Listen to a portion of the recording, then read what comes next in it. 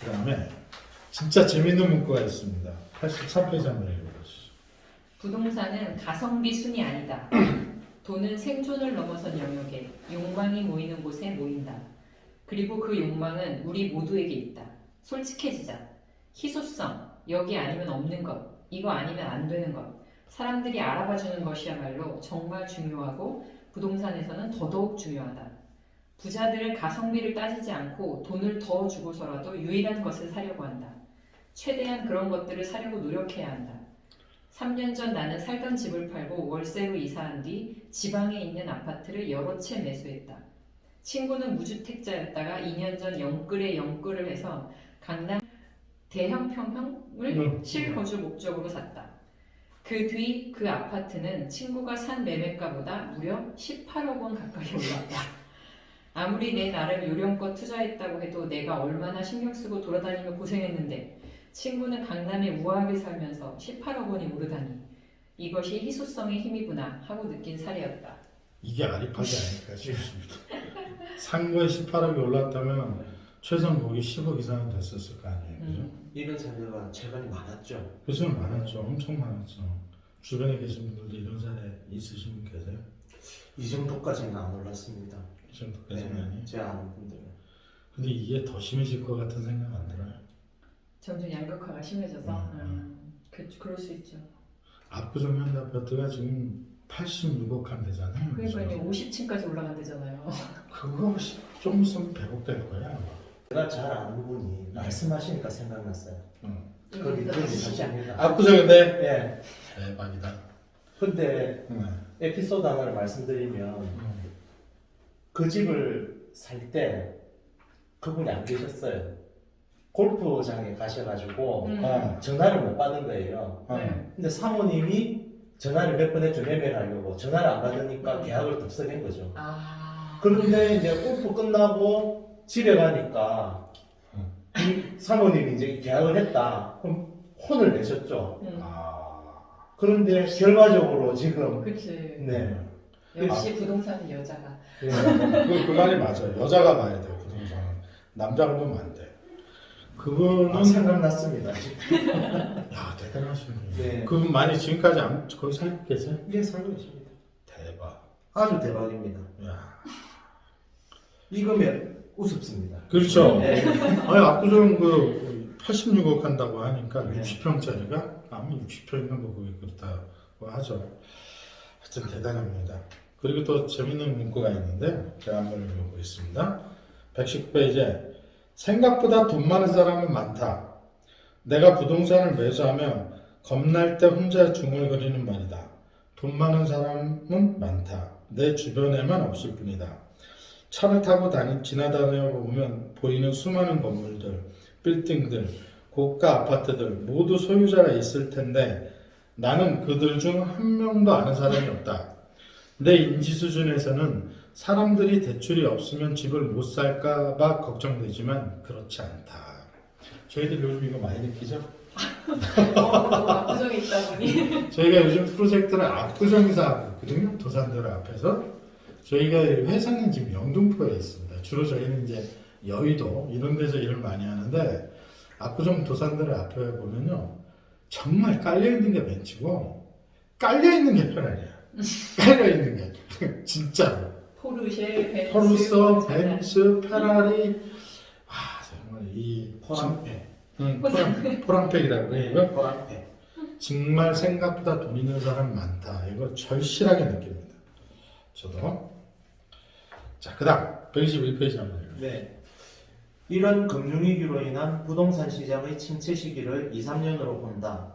말하자면 이런 금융위기로 인한 금융위기를 2, 3년 정도 버틸 자금 여력, 즉 이자를 감당할 여력을 갖추고 이 시기를 안정적으로 보내고 나면 다시 회복한다는 이야기다.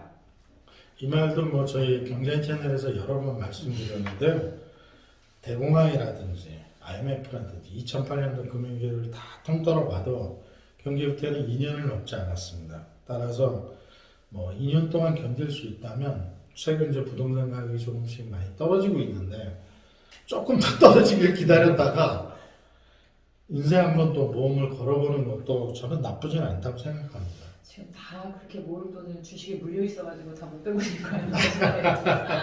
그럴 수는 있는데 지금 부동산 되게 많이 어려워질 것 같잖아요. 사실 뭐 제가 사는 아파트도 최고가에서 꺾여서 지금 거래가 되더라고요. 보면 나름 신축 아파트임에도 불구하고 이사님 집은 어떠세요? 거기? 제 집은 리모델링 호재가 있어서 꺾이지는 않습니다. 네. 윤 이사님은 참고로 분당에 사십니다. 그 지금 그 일기 신도시? 일기 신도시에 그래서 떨어지진 않았어요. 작년에 오른 거를 좀 유지하고 있는 것 같아요. 아직 일산. 아직은? 네. 네. 근데 곧 떨어지겠죠. 그러겠습니다. 자 마지막인가? 한번 읽어보겠습니다. 그런데 참 아이러니한 일은 투자자들은 세금을 내면 남는 것도 없다. 세금이 너무 복잡하다 라고 투덜거리면서도 계속 투자하는 반면에 무주택자나 1주택자들은 무서워서 집을 살 엄두도 못 낸다는 것이다. 무서워서 못하는 것, 이것이 진입장벽이다. 이렇게 진입장벽이 있는 것, 남들은 겁나서 잘 못하는 것을 해야 돈이 된다. 이런 영역일수록 내가 한 수고와 책임지고 실행한 것에 대한 보답이 크다. 부담 없고 아무나 할 수 있고 쉬운 영역이 돈이 된다면 모두가 다 돈을 잘 벌 것 아닌가. 전적으로 공감합니다. 그러나 그럼에도 불구하고 아파트 투자가 가장 리스크가 적은 투자 방법 중에 하나다. 이런 생각을 가져봅니다. 아파트가 그나마 가장 낫지 않은가.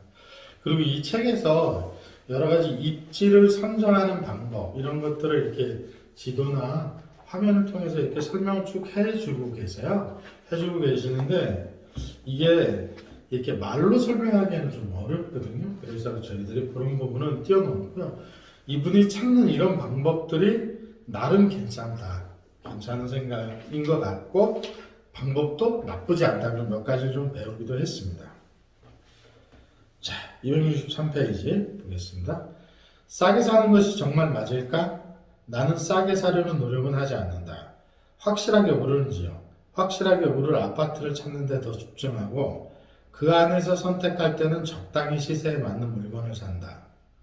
매도를 결정하는 시점에 분위기가 안 좋을 때는 확 저렴하게 내놓아야 한다.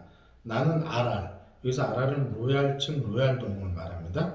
RR을 해당 단지에서 최저가에 판 경험도 몇 차례 된다. 나도 당연히 비싸게 팔고 싶지만 내가 원하는 시점에 팔려면 가격을 싸게 내놔야 한다. 시세 차익을 위한 투자에서는 철저하게 시세 차익을 노리는 것이 현명하다. 시세 차익을 노리면서 동시에 안 올라도 안전한 아파트를 사는 것은 모순이다. 그러니까 투자를 할 때 시세 차익을 목표로 한다면 확실하게 그 시세 차익을 보고 해야 된다는 거죠. 그래서 로얄층, 로얄동을 사야 되고 로얄층, 로얄동을 팔 때도 만약에 가격이 하락하고 있는 시점이라면 가장 싸게 내놓고 팔려면 팔릴 수 있다 이런 거고요. 또 하나 뭐 팁을 드리면 부동산에게 복비를 2배를 준다고 하면 부동산이 눈에 불을 켜고 달려듭니다. 비싸게 팔아주나요? 비싸게도 팔아주죠. 제가 요번에 상납할 때 복비 2배 줬잖아요. 2배 줬는데 이게 진짜 경험인 게 제가 살고 있는 집 근처에 부동산을 몇 군데 내놨거든요. 안 팔리더라고요. 연락도 안 오는데 제가 이제 상가에 있는 그 상가 주변의 부동산에 내놓고 전부 다 2배씩 준다고 했어요. 제가 복비를 이 금액에 맞춰주면 그 일주일 만에 받았죠. 일주일 만에.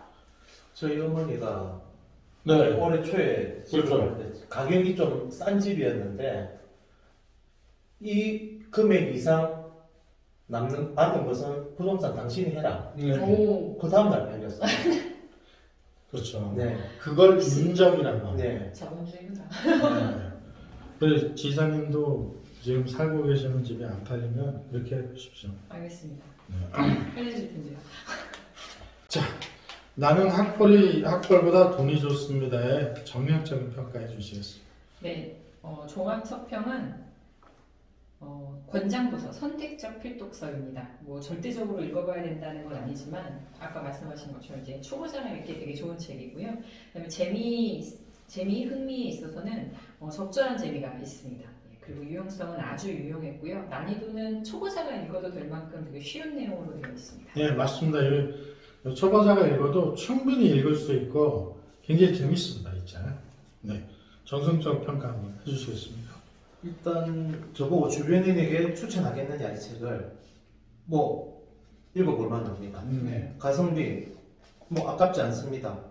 그 다음에 경제적 자유 목표 달성에 도움이 될 것 같나? 도움이 될 것 같습니다. 괜찮은 책이고 네. 일단 이분처럼의 투자를 똑같이 실행하기에는 현실적으로 어려움이 있습니다. 왜냐하면 이분은 공부를 통해서 자신감을 얻고 바로 집을 월세로 옮겨가지고 투자를 단행했는데 이렇게 현실적으로 하실 분은 잘 없고요.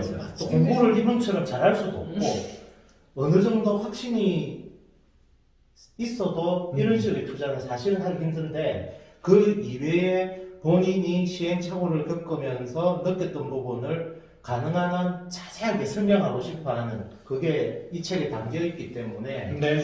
아주 편안하게 읽을 수도 있고 뭐 추천할 수 있는 그런 도서라 생각합니다. 네. 오늘 나는 학벌보다 돈이 좋습니다. 이 책 부동산 초보자라면 꼭 한번 읽어보시기를 권유해 드리도록 하겠습니다. 자, 오늘 여기까지 하겠습니다. 고맙습니다.